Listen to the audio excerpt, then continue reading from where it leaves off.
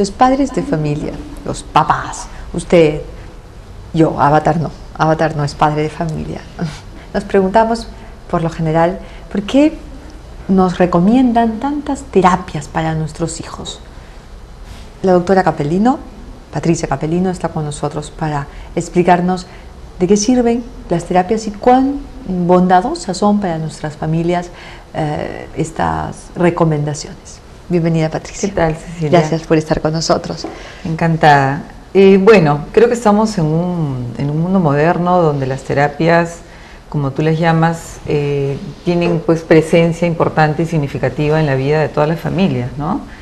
En edad escolar, en edad preescolar, incluso en edad universitaria.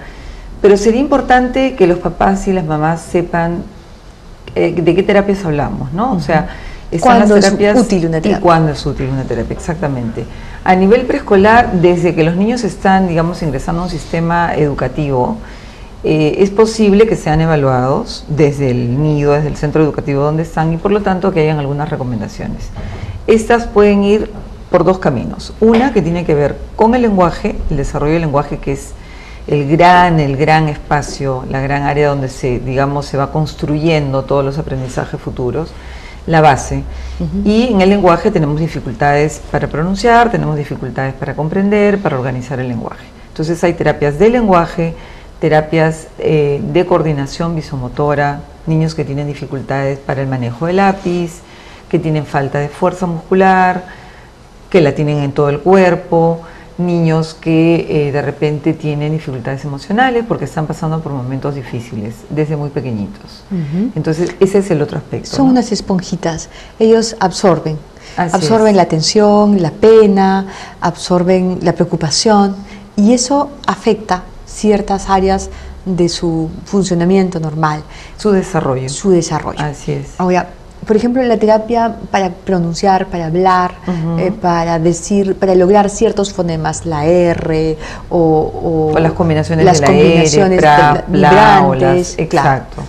Tienen diferentes nombres técnicos, pero digamos que las más frecuentes o conocidas son la del ceceo, que es con la S, la de la R francesa o la R, ¿no?, de perro, carro, que algunos niños no tienen esta fuerza para poder ubicar la lengua en el punto correcto y poder vibrar. Entonces, hay, digamos, toda una variación respecto a estas terapias de articulación, pero eso es la parte funcional en cuanto al habla, ¿no es cierto?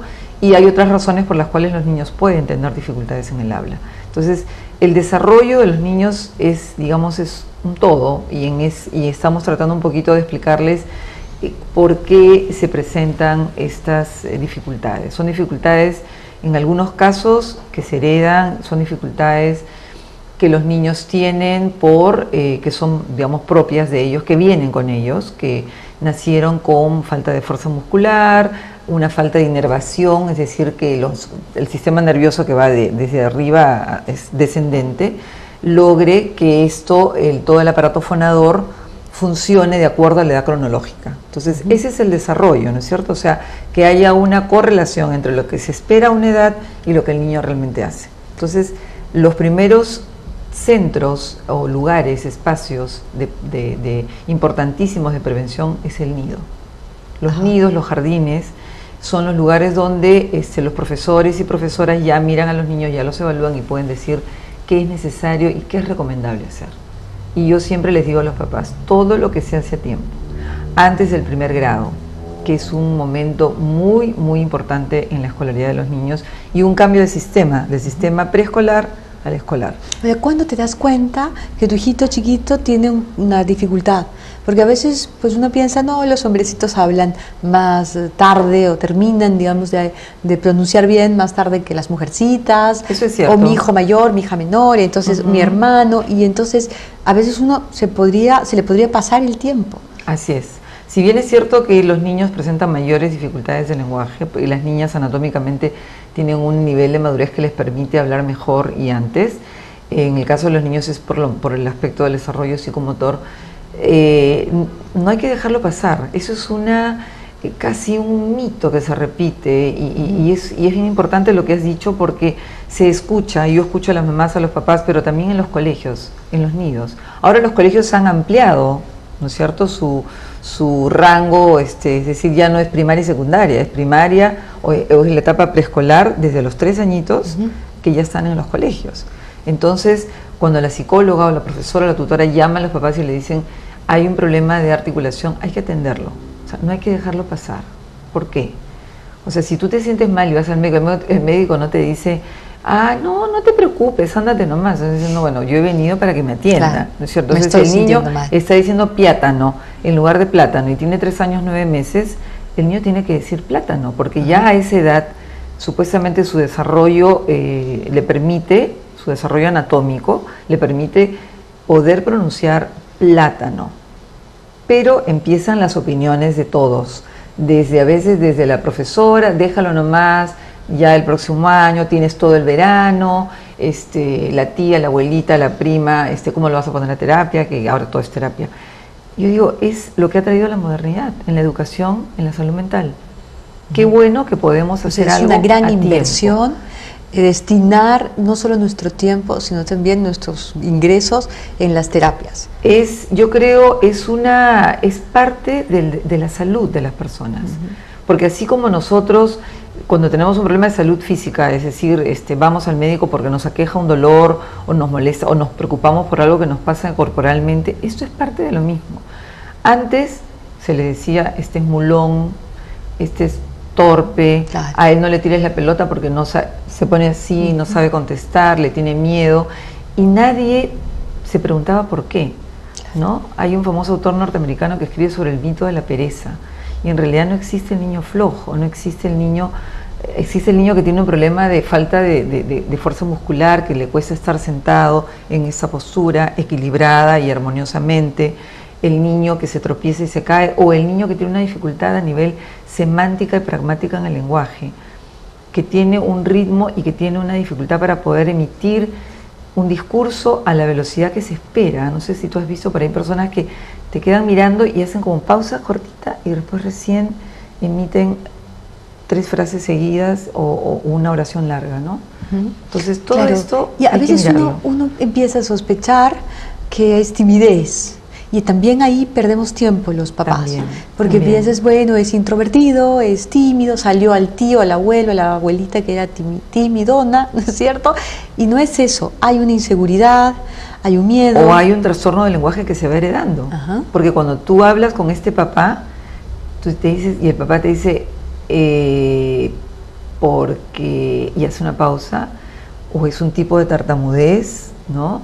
Que ha aprendido, porque es adulto, a manejarla socialmente, y de repente también era la abuela. Entonces la timidez a veces está conectada con una serie de dificultades que te impiden interactuar a través del lenguaje, por ejemplo, comunicarte fluidamente. Hace un minuto dijiste, vemos a los chicos que se tropiezan y se caen, entonces no son buenos para el deporte, o que viene la pelota y en lugar de cogerla o de responder, ponen las manos porque sienten que la pelota los va a golpear y de hecho los golpea.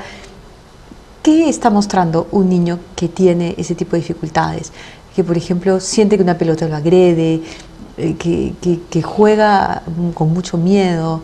Ese es un aspecto también importantísimo, que es el desarrollo psicomotor, el desarrollo digamos de las coordinaciones que van desde que el niño va echadito, luego se sienta, luego se para, luego se desplaza.